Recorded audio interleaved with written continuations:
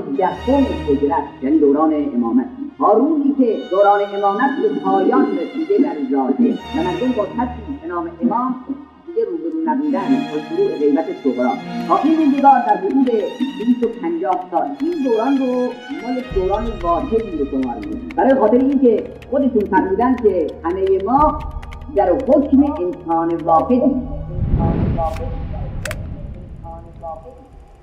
اگر شما یه سخنی رو از امام صادق شنیدید و در ذهنتون نبود، مانعی نداره که او رو به امام باقر نسبت. اینها 2 نفر نیستن، در حقیقت 1 نفر. ملاک وحدت در اینها هست، او وحدت فکر، وحدت شخصیت و کلهم نور واحد و اینها همه یک نورن، یعنی به سوی یک طرف انسانها رو هدایت میکنن که نور هدایتگره.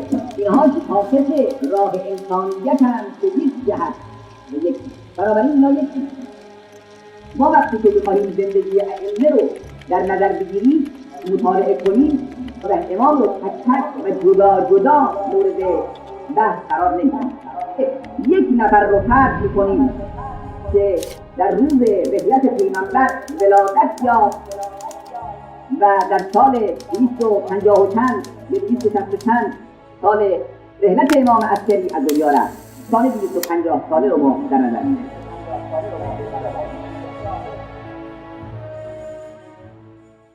اسلام رو قیام سید الشهدا حفظ کرده، جریانی است داره پیش میره در دنیا به رهبری حسین بن علی سلام الله علیه.